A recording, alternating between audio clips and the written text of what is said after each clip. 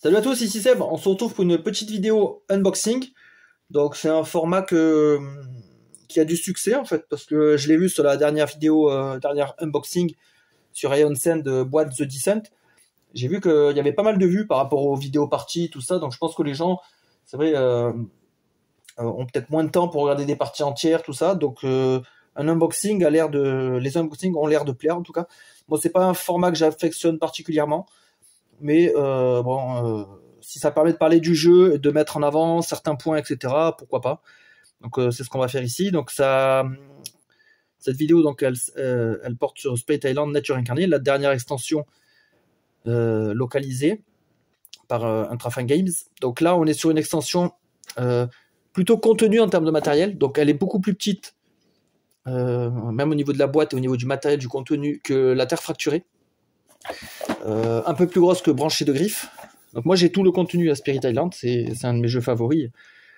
Donc ici on est sur une boîte plus contenue, mais c'est pas plus mal parce que c'est vrai que ça commence à prendre un peu de place. Là, vous voyez, là j'ai une étagère Spirit Island. La nature incarnée, elle va ici en fait. Donc ça me remplit presque une case finalement entière de Spirit Island. Et après en termes de contenu, ça commence à être assez gargantuesque. Entre les plateaux esprits, les adversaires, les scénarios, les pouvoirs, les machins, les peurs, là c'est assez massif. Même en termes de règles, on franchit encore un cap avec celui-là. Donc il y a des nouvelles règles, il y a des règles modifiées. Il y avait déjà des règles modifiées dans Terre Fracturée, des petits ajouts, des petits errata, des petits machins. On en a encore en plus là-dedans. Donc là ça commence à être costaud. Moi ce que j'aimerais bien c'est avoir un livret de règles consolidé, remis à jour en fait, une version définitive, parce que là on peut commencer à s'y perdre.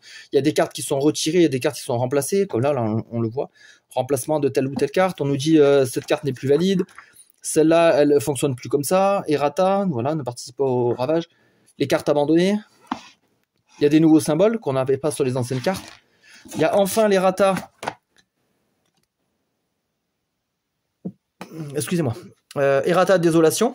Donc ça fait des années qu'on le sait, l'auteur l'avait repéré, avec même du retard. Commencer la partie avec une désolation supplémentaire sur la carte emplacement de désolation. Donc ça j'en avais parlé dans ma partie, c'est une des premières vidéos de la chaîne. Il y a toujours eu cet errata et il apparaît enfin officiellement sur les règles, c'est assez incroyable. Pourtant l'auteur en a parlé sur Board Game Geek. Là on a des nouvelles règles, on va avoir les incarnations, avec des jetons comme ça qui vont pouvoir représenter des présences. Alors moi j'ai pas encore joué avec, j'ai juste ouvert la boîte, déballé le matériel, j'ai passé en revue un peu les cartes et hop j'ai rangé, le temps de lire les règles, etc., de me poser parce que j'ai d'autres jeux déjà sortis.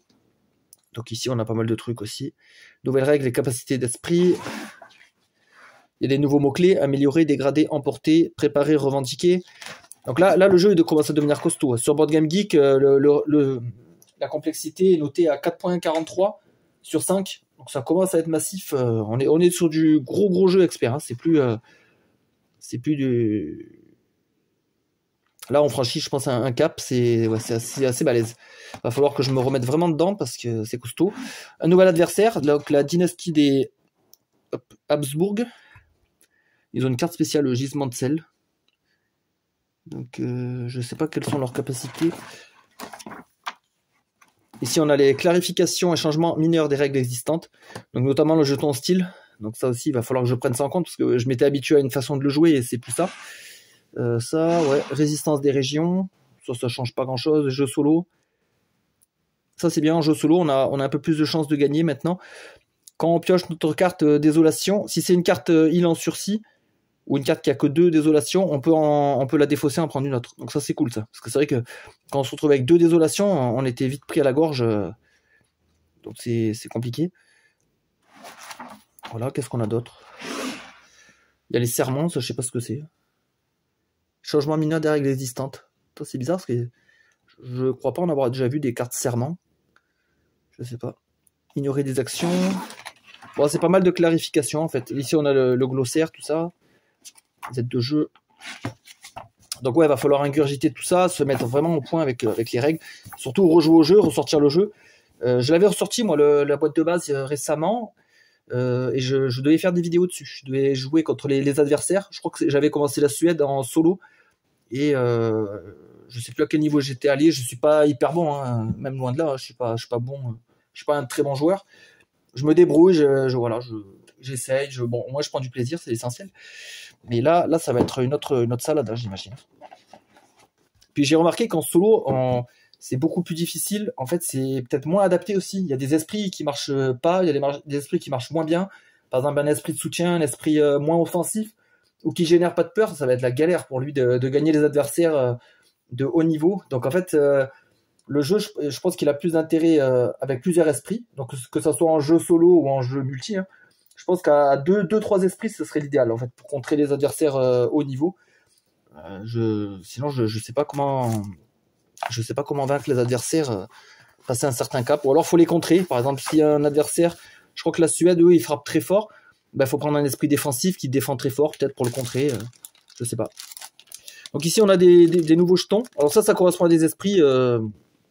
Ceux-là, ils empêchent une désolation. Alors, j'ai plus les noms. Hein, parce que j'ai juste lu la règle hier. Comment ils s'appellent tous ces trucs-là là. Vous savez quand... Ah, c'était là, ouais.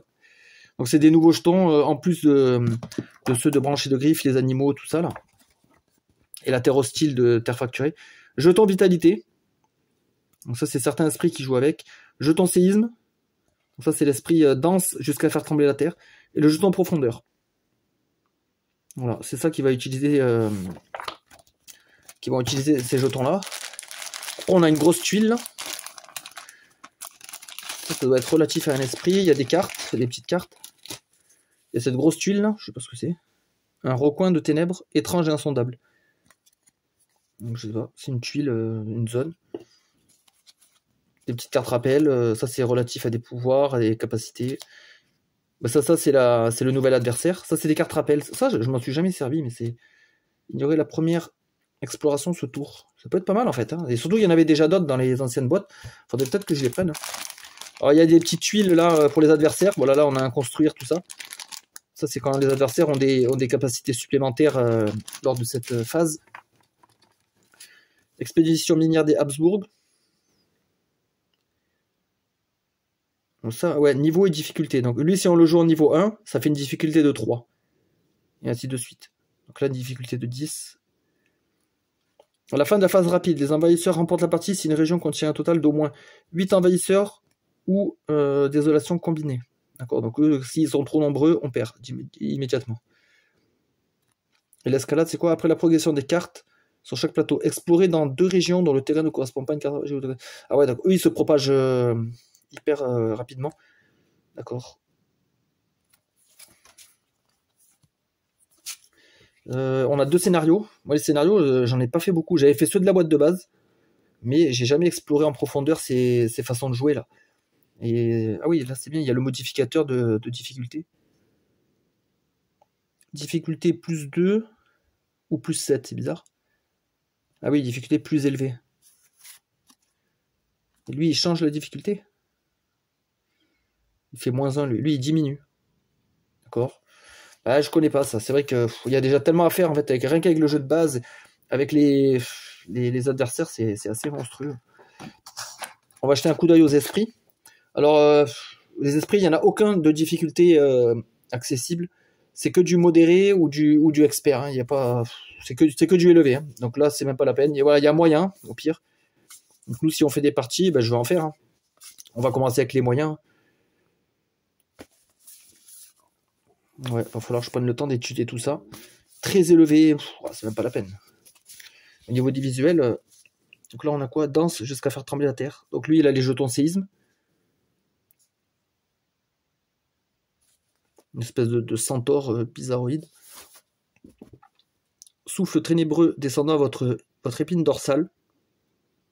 J'aime bien les noms des esprits, ils sont ouf. Truc alambiqué, c'est marrant, je trouve. Behemoth aux yeux de braise.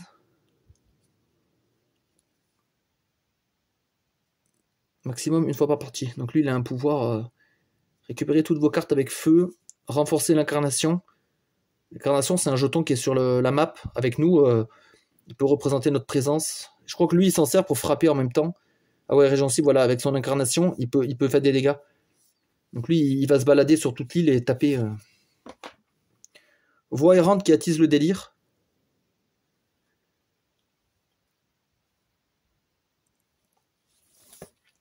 L'espèce de soleil, là. Regard implacable du soleil. C'est marrant. Croissance systématique. Ajouter une présence. Ah, lui, c'est bien. Automatiquement, il génère une présence. Plus, choisissez une option. Gagner de l'énergie une fois de plus. Ok. Déplacer ensemble jusqu'à 3 présences. Racine imposante de la jungle. Ah, elle a le jeton, là, qui est l'espèce de racine. Ah oui, elle joue avec ça, elle. Ok. Sentinelle des foyers. Ah oui, c'est quoi? C'est un chien? Ah oui, c'est un chien là, on dirait sa tête. Ouais, bizarre celui-là aussi. Je dirais plus une créature de Lovecraft, chelou là, avec des yeux. Ouais, un peu bizarre quand même. Et enfin, l'eau blessée qui saigne. Ça me plaît bien ça. Le visuel il est ouf. J'aime bien ça. J'aime assez après avoir.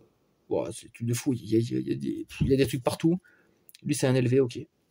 Il est fort en attaque et en contrôle. Quoi, donc lui c'est droit au but quoi. Direct attaque, contrôle, ouais, il défonce tout. Il utilise les bêtes, les serpents. Pourquoi il défend pas, il fait pas de peur. Pas de soutien, ok. Donc ça, pour le solo, ça c'est bien ça. À part la défense, mais il faut trouver... Remarque, si on tue les adversaires lors de l'attaque ou on les contrôle, on n'a pas besoin de défendre. Donc lui, il doit être bien en solo celui-là, j'imagine. Après, en termes de cartes, il n'y a pas énorme. Après, est-ce qu'il y en avait besoin? Franchement, je pense pas. Donc c'est suffisant. Donc on a un peu d'île luxuriante. Île luxuriante, désolé. Un peu de cartes comme ça. On a quelques événements. On va pas les spoiler. Hein. Quelques cartes peur.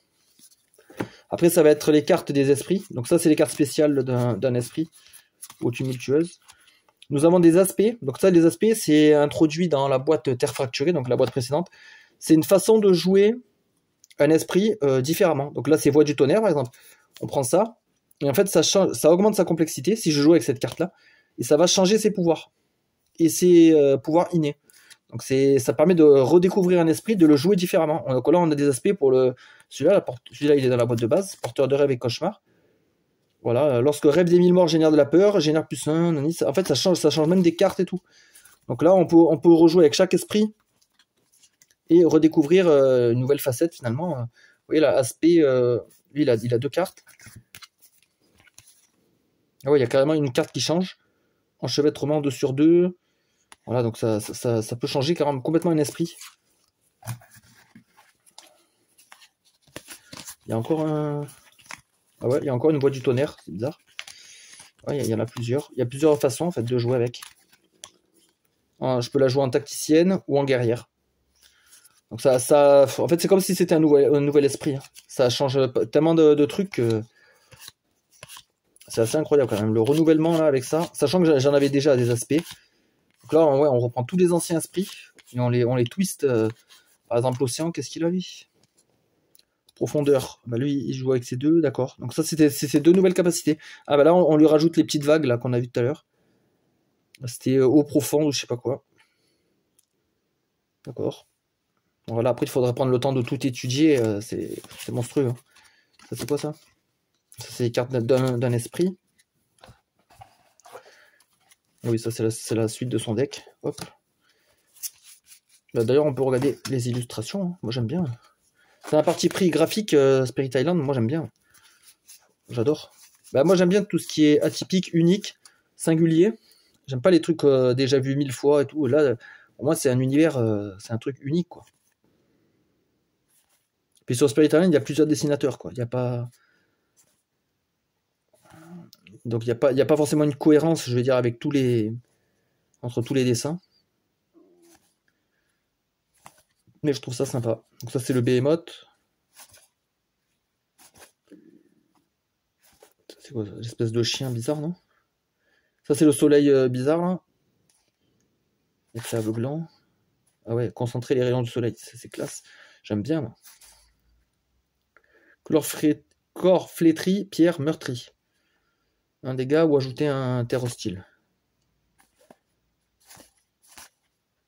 Oh, moi j'aime bien. Moi. Attirer au bord de l'eau. Bon, c'est classe. Eau de sang et soif de sang. Crocodile. Il y avait des pouvoirs. Attendez. Il y avait des pouvoirs majeurs pour tout le monde. C'est peut-être là un nouveau terme. Alors déjà, ici, on a une petite tête de jeu. Ça va être bien. En 6 exemplaires, parce qu'on peut jouer à 6. Bon. Je ne sais pas dans quel monde je jouerai à ça à 6. Là, il y a un pouvoir, mais ça, c'est un remplacement. Donc, il faut que je vire une carte de mon ancien jeu. Je ne sais plus laquelle, c'est marqué dans le livre. Hein, et que je remplace avec celle-là. Il y a aussi un pouvoir majeur à remplacer. Je ne sais plus c'est lequel. Et après, les autres, par contre, les autres s'ajoutent au paquet. Ils ont mis que des pouvoirs majeurs. Mais pareil, on en avait tellement déjà de pouvoirs majeurs que il n'y a pas l'intérêt de remettre encore remettre une palanquée. Il y a déjà de quoi faire.